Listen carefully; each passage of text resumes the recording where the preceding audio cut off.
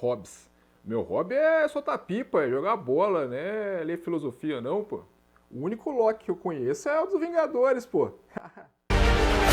Tchau. E você, sabe o que é contrato social? Se você tem essa e outras dúvidas, venha comigo no nosso 5 minutos de filosofia.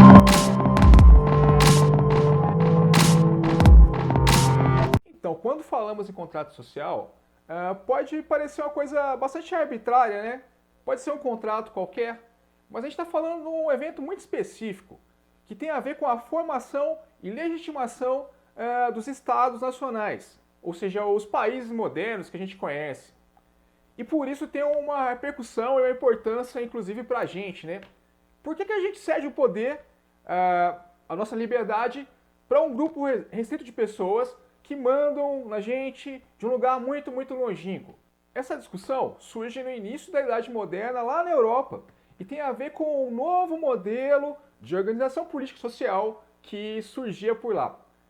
Lembram lá que na Idade Média, né, tinha os feudos e tal, e o governo era todo descentralizado.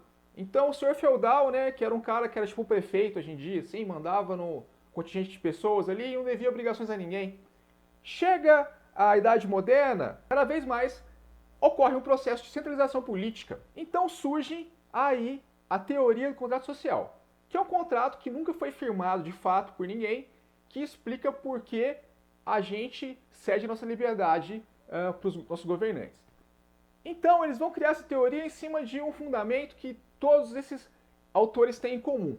A ideia de que houve um estágio de estado natural de coisas antes do início da sociedade. Isso tem a ver um tanto, né, com as navegações e tal, a descoberta da América, que encontraram povos indígenas em estados diferentes de evolução civilizacional, de modo que cria-se uma teoria do momento zero, em que as pessoas não se organizavam em sociedade tal qual hoje, mas elas estavam isoladas, né? Cada um vivendo ali no seu espaço. O que muda, pessoal, é que cada autor vai criar uma visão diferente que justifica o porquê que foi criada a sociedade, e também eles vão ter visões distintas sobre a natureza humana, ou seja, sobre a ideia se o ser humano é bom, mal.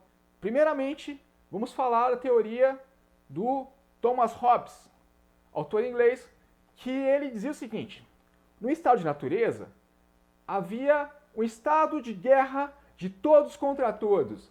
Até tem uma frase dele super famosa que resume isso, que é a tal: o homem é o lobo do homem. Que quer dizer que o algoz do homem é o seu vizinho, é o seu amigo, é o próprio ser humano. Então ele tem uma visão que o ser humano é ruim, né? A natureza humana é ruim, e o Estado surge para poder moderar essas relações. Então cria essa sociedade para garantir que ninguém chegue na sua casa e destrua tudo e tal. Que você consiga a sua proteção.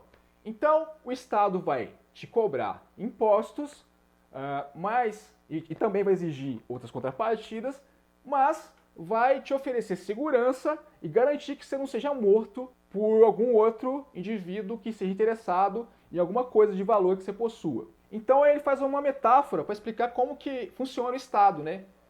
O Leviatã, né, é um grande monstro marinho que está para proteger os peixinhos que somos nós.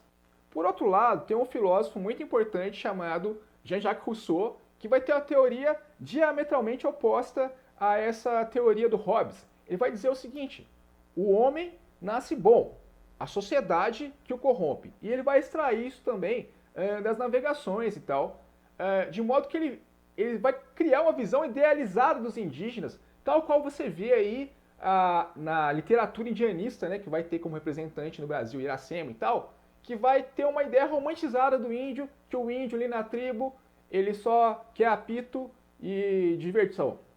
Então ele não quer briga com ninguém, ele só quer paz, e então tem essa ideia de que o nativo é bom e que no estado de natureza todo mundo era assim. Aí chega a sociedade e zoa o ser humano.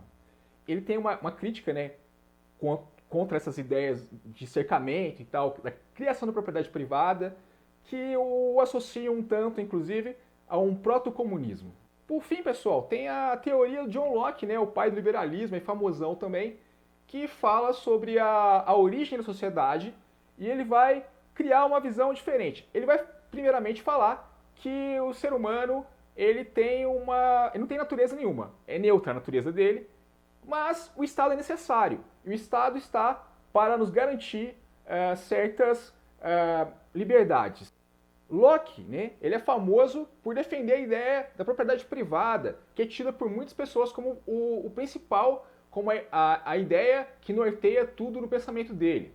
Realmente ele vai dizer que o Estado surge para garantir o direito à propriedade, mas essa ideia de propriedade ela é mais alargada, né? Ela tem um sentido mais amplo do que se pensa, né, como uma coisa, um imóvel e tal. Ela é algo mais amplo que também compreende, por exemplo, o direito à vida, né?